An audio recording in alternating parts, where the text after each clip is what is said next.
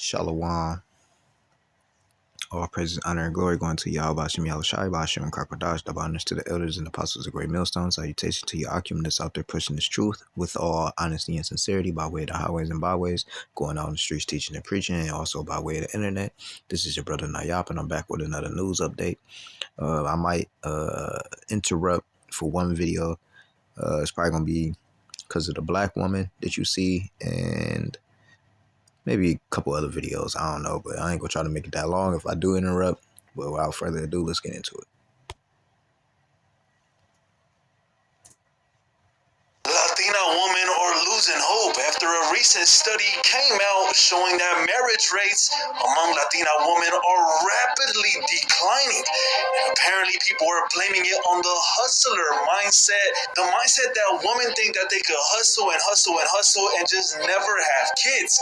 But then they get old enough and then regret it in the end. We have all of the details to tell you in this video. The Latina marriage rate is actually down 33% since 1950.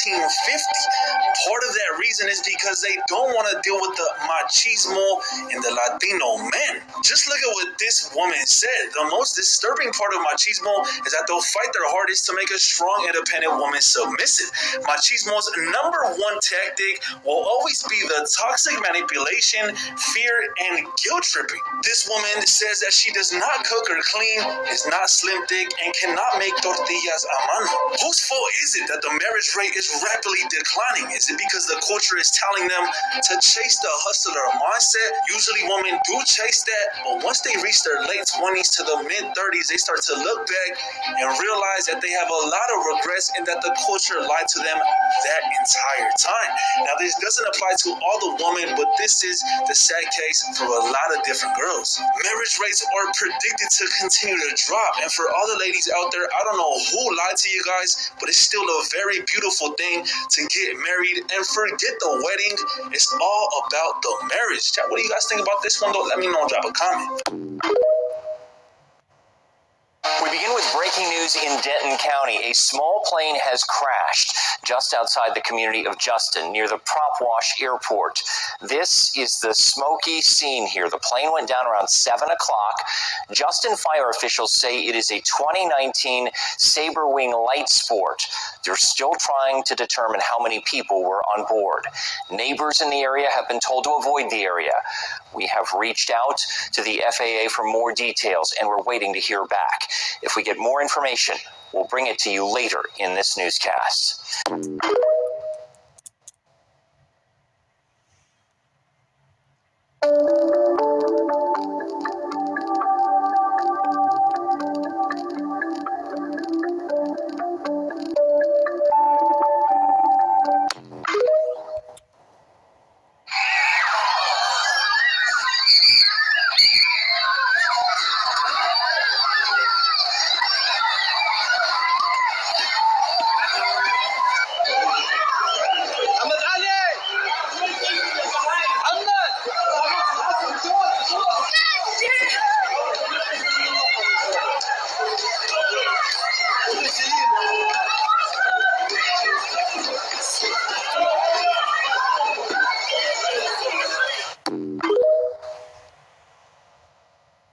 We have some breaking news right now. If you're in Florida, listen up. Florida colleges have agreed to 287G agreements with ICE, which means that campus police can now be trained for immigration enforcement. And essentially, if you're arrested by a campus police officer, you could theoretically...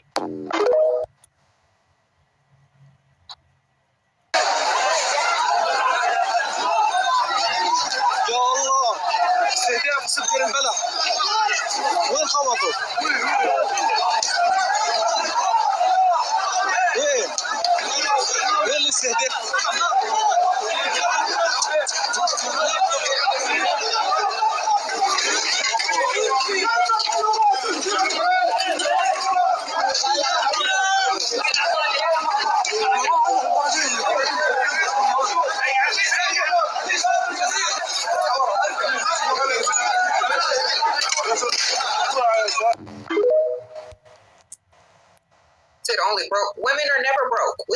Tomorrow we can be rich. All we got to do is go talk to some old man, and tomorrow we could be at the dealership driving off in a nice car. Next week we could be moving into our new mansion. Okay, women are never poor. Only. Like I said, I wanted to come in and say something when this lady starts speaking.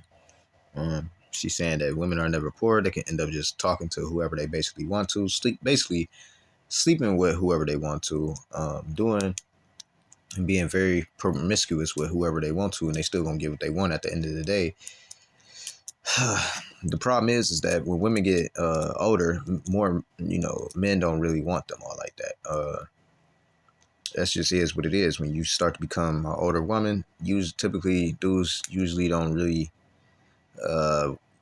want to deal with you because you already stuck in your ways. You know what I'm saying? And just being an old 304 is fucking insane. I believe this woman is in her 40s or something like that, and still promoting this to younger women is crazy. Being poor, you can just go ahead and just be with an old man and just use him for his money.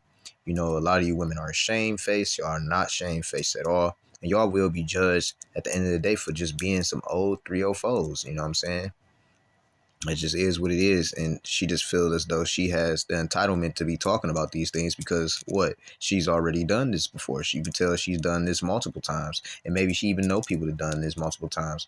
Is women always either go for the older people because they got money. Typically, they only around dude that's usually around their age because it's a little spark inside the relationship, as it were. But typically, if they can find a older dude that got more money, they'll leave that man that they're with for a little bit of happiness for a short period of time. These women are very selfish. So that's all I wanted to say. Continuing. Men are broke. Y'all will struggle for years, and all we got to do is meet some dude that likes us a lot more than we like them. That's literally it. Okay. And that's why women are not the prize at the end of the day, because you just heard from her own mouth. She just said that men have to basically struggle to get theirs. You know what I'm saying? At the end of the day, so if women have no struggle to get theirs, you're not you're not a woman to be chased. You're not nothing special. You're not the prize at the end of the day. All right, the man is the prize because the man, you know what I'm saying, he the one that determines who he wants to marry or not. You know what I'm saying? Just because you're going to have sex with a dude don't mean that he's going to take you serious and marry you. And that's the type of situation that this woman is in. So yeah, like I said, just old 304 mentality. Yeah. I promise you. Overnight success. For a short period of time. We see the tit for tat continues. Victor Gao, who will blink first? Is it Donald Trump or President Xi? I can tell you with all certainty that China will not be the first to blink. So the question is, who will blink? And in the coming days and weeks, we will know who blinked. And as a matter of fact, that person or that country already blinked because it reversed itself on major issues like tariff or no tariff, etc. And that country plunged the whole stock market, the bond market, and possibly the employment situation, the inflation situation completely into chaos, causing great uncertainty, destruction, unpredictability for not only the people in the United States, but for the rest of the world. For this trade war, the United States did it, they initiated it, they imposed it on mankind as a whole. China rose up and defended its own interest. President Trump and the Americans tell the world that if I slap you in the face, don't slap me back. That's not the logic China follows. If you slap me in my face, I slap you back. That's the tit for tat. And that's why we end up with this unprecedented situation. The United States is levying a 145% tariff against Chinese export to the United States, and China now, unprecedentedly, is levying 125% against total U.S. export to China. So toe-to-toe, you mentioned the 145% from the Americans. Where does that leave China? Because 15% of your export market goes to the U.S. It doesn't care. I don't think it will really create too much of a storm in the teacup for China. China is the biggest country in the world by purchasing power parity. China is the largest and most powerful manufacturing economy in the world. Our manufacturing output is larger than the totality of the United States, Japan, and EU combined together. So if anyone wants to sanction China, wait until you see the consequence. China will be very happy if the United States wants to lock itself out of the largest market in the world. And if you listen to Elon Musk, he keeps saying, by the middle of this century, the size of the Chinese economy will be double the size of the United States economy. So who will come to knock on the Chinese door to ask China to open the door for it to have a play in the Chinese economic growth? The answer will be made very soon. Let me ask you a twin final thought, because President Xi is calling on the EU, amongst others, to join China in opposing the bullying from the United States. That's the quote. How realistic is that, closer links between the EU and China? And a secondary thought, you will know the comments from the Vice President J.D. Vance calling the Chinese peasants. Where does that leave US-China relations and any sort of talks between the two presidents, do you think? Allow me to be very brief. J.D. Vance and I went to the same law school, Yale Law School. I was 20 years ahead of him, and I'm ashamed for the ignorance and the bigotry he demonstrated. Because he called China the peasants financed them, the peasants sold them goods. Let me just make one simple point. The middle class in China is larger than the total population in the United States. The urban population in China is about 3 times as big as the total population of the United States. So, my advice to my alumni at Yale Law School, J.D. Vance, is wake up, or you go back to school to study more diligently to avoid making yourself a fool in front of the world. Now, for China and the United States, I think right now total trade will grind to a halt. It will cause great disruption for the United States and for China. Both China and the United States will suffer the consequences. But we should also look at this one, very important. Which country is doing the right thing? Which country is doing the wrong thing? In this round of the trade war, the United States is doing the wrong thing, and China, despite of all the sufferings and costs to itself, will do the right thing. That is, defend free trade, defend the current international order, and fight against those who want to throw the international rules of the game out of the window. This is exactly what the United States is doing. And when total trade between China and the United States come to a halt in a matter of weeks, we will be entering a new era in the world, because the rest of the world will know which country initiated this, which country rose up to the occasion to fight back, and why the world is completely different from before this global trade war. 5 years in terms of opening up Saudi Arabia, and I think especially what you've done for women. I'm seeing what's happening. It's like a revolution in a very positive way, and I want to just thank you on behalf of a lot of people, and I want to congratulate you. You've done really a spectacular job. We've had some meetings on trade and economic development and on the military, of course, and the meetings have been really terrific. As you know, Saudi Arabia is a big purchaser of American products and especially of American military equipment. We make the best in the world by far, and we appreciate that they do.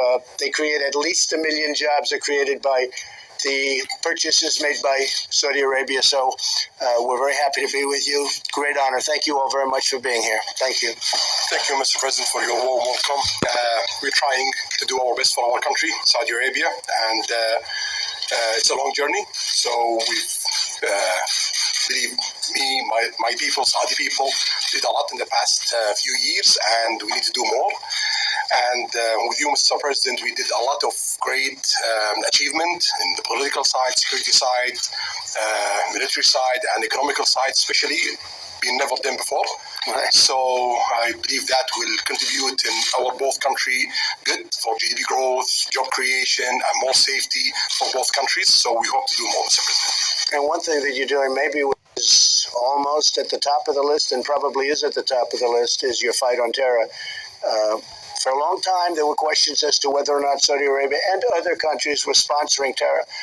And I know when speaking to not only you, but your father, the king, a tremendous effort's been put on to go the exact opposite way.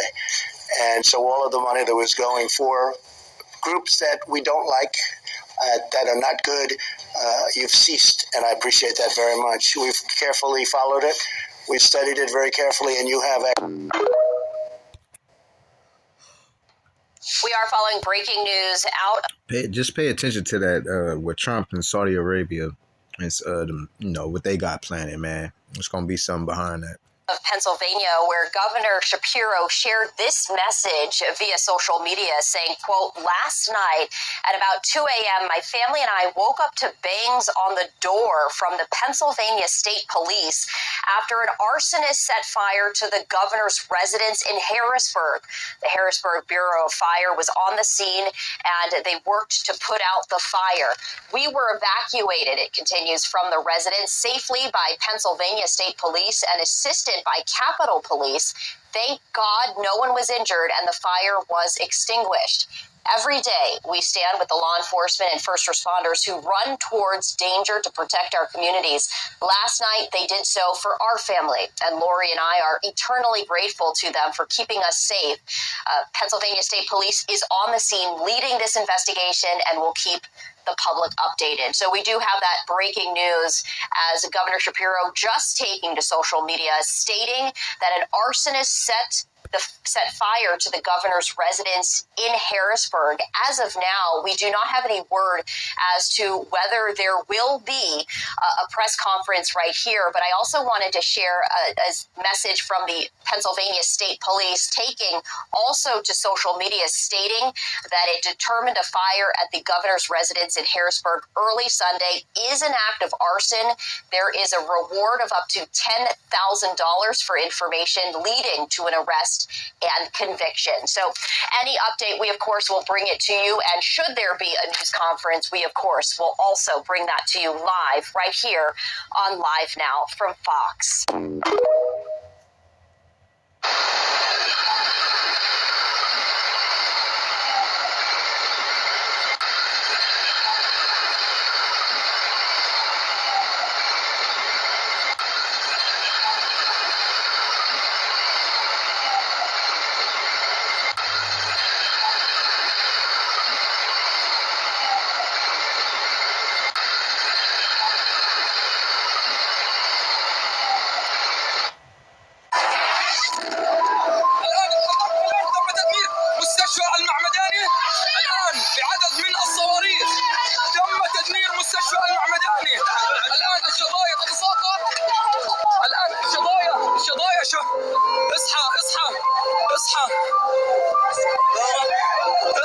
الآن تم قصف مستشفى المعمداني بمدينة غزة. But yeah, again, these videos and these things on this video. This is only for educational, fair use. Fair use, fair use, fair use. This is only for educational purposes only. I'm not making no money off of this. الآن تم قصف المستشفى. حالة من الرعب وحالة من الخوف عند هؤلاء الأطفال. حسبنا الله ونعم الوكيل.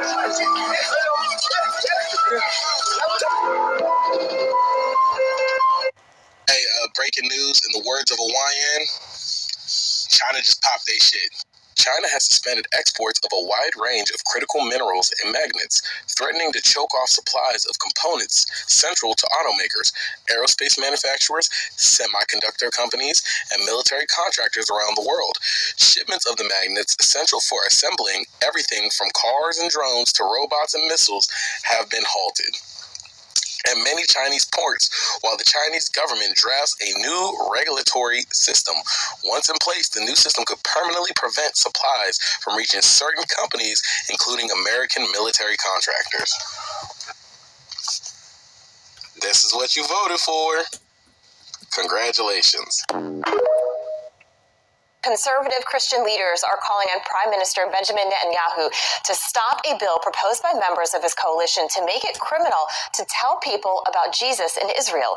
Our Jerusalem correspondent Daniel Cohen is live near Tel Aviv with Morgan. Now, peep. First, it was Great Britain, right? UK or whatever. Now it's in Israel. Y'all see it's making its way towards over here. Morning, Daniel. Good morning, Allison. Good morning, everyone.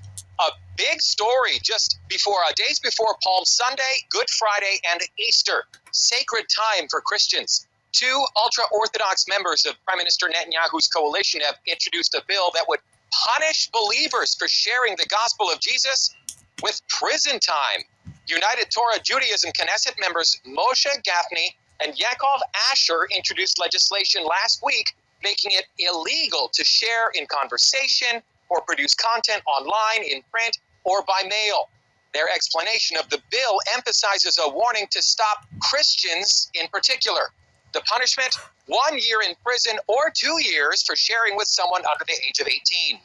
Joel Rosenberg is the host of the Rosenberg Report and editor-in-chief of All Israel News. He's also a Jewish follower of Jesus. Obviously, Jewish people don't agree with Christians, evangelicals or others, about who Jesus is, right? We all know that there's a theological difference, but evangelical Christians and other Christians have been so supportive of Israel and the Jewish people. So to silence, to muzzle, and gag even Israelis like myself and others to say, you can't talk to another person about your faith and why you believe it, that is terrible. That is not freedom. Although he doesn't agree theologically, Netanyahu has always been a strong friend of evangelicals, speaking at meetings and believing freedom of speech and freedom for Israel's small Christian community should be protected. Now, should this bill gain traction, it could spark a serious clash with the 60 million evangelicals in the United States and 600 million around the world. Gafni first introduced a ban on evangelism in 1999. It went nowhere. United Torah Judaism is in a stronger negotiating position now, though, since Netanyahu needs to keep the party in his coalition, or it could threaten Netanyahu's ability to remain in power. Allison, back to you. Daniel Cohen, thank you so much. Singer, songwriter, fashionista, and now Katy Perry can almost call herself an astronaut when she blasts off on Blue Origin's New Shepard spacecraft tomorrow from Texas. 6 women on board that flight, an all-female crew, the first since 1963, actually. Included among those people will be Gayle King, the American TV host, and Jeff Bezos, the founder of Amazon and the owner of Blue Origin, his fiancée, Lauren Sanchez, who actually helped to design those blue space suits that you just saw there.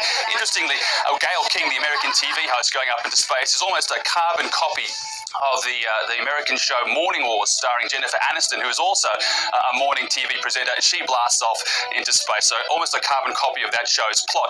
This space mission is only going to last about 10 minutes or so. They'll go up into space, they'll float around for a few minutes, experiencing weightlessness before coming back down gently in the Texas desert under parachutes. No pilots on board this flight. It's fully automated, and that has led to some conjecture about whether you can call all these people, these celebrities who go on into space on these space tourism missions, astronauts, although they will be technically crossing over into space, the boundary between Earth and space, which is about 100 kilometers above sea level. But I think, if you're brave enough to strap yourself into a rocket, then that's got to count for something. Katy Perry says this has always been a dream of hers, although she is a little bit nervous.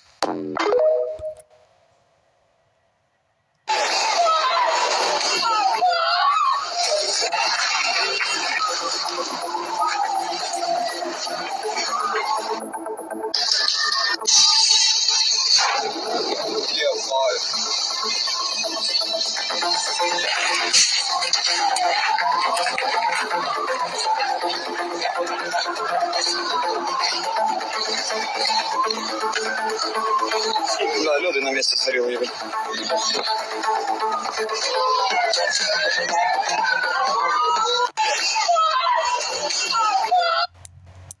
Breaking news. Even though Donald Trump's administration stated that there was going to be an exceptions on computers, phones, and chips, Donald Trump went to Truth Social to basically say, I didn't say none of that shit. There's no exceptions for not a fuck-ass thing. Okay? Capiche? They gonna have to pay every bit of that tariff. I don't give a fuck. So I'm saying it to you as straight as possible because it's a long, drawn-out Truth Social post. And usually I put the post up here and I read it fuck all that. I'm gonna give you straightforward, rip the band-aid off. He said, fuck that. There's tariffs on everything. So the phones is finna be expensive as fuck. Computers finna be expensive as fuck. Chips for cars and computers and shit like that, expensive as fuck. So I reported on it yesterday, and I'm telling you today, Trump said fuck that. I'm so confused because Hermes clearly reports that all of their bags are handmade in France and their watches are made in Switzerland.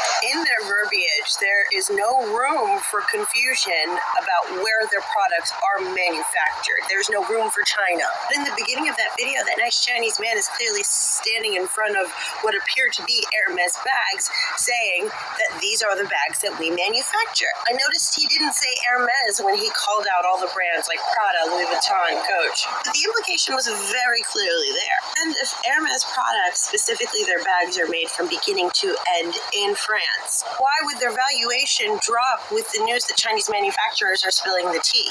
It says right here on their website, the vast majority of our products are manufactured in France.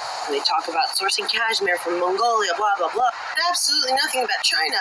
And those purses that man was standing in front of were identical to Hermes bags, correct? So does that mean Hermes is lying to us? At least lying by omission? Or are their bags beginning to end manufactured, designed, whatever, in France? I'm so confused. Here's why you're not gonna. And the last video that I just showed was basically, you know, you got you have you know, ever since the China came out with, you know, y'all be spending $5,000, $6,000, $10,000, $20,000, $50,000 on Gucci and all this other stuff, Gucci bags and Louis Vuitton purchases and stuff like that. You know, people are just basically like, well, we just gonna buy from China for way cheaper, and that's gonna put, you know, basically that's gonna put a lot of other businesses out of business, because the consumer is going to, you know, just believe that everything is fake and everything is made from China. So they just might as well get it from China. That's going to make the other businesses go low. So they had to clarify it by saying, hey, no, you know, some of this stuff that's actually just in France, we actually hand make ourselves because they don't want their businesses to go down. So, whew, that's a lot. To see me on a cruise ship anytime soon, and I encourage people to consider this before they book a cruise. So you know how there's been all of these cuts at federal public health agencies lately? Well, one of them is to the CDC's vessel sanitation program, which conducts health inspections on cruise ships at least twice a year, and they trace outbreaks to help reduce the chances of more people getting sick. We've already had 12 norovirus outbreaks on cruise ships this year compared to 8 last year, and these cuts make no sense because it's not funded by taxpayer dollars. The cruise ships pay for these health inspections. So it's not like we're actually saving any money from the taxpayer's perspective. This makes absolutely no sense. And that's it. So all praise go to Yahweh Shem Yahshua, Shir Kakwadash. Until next time, Shalom.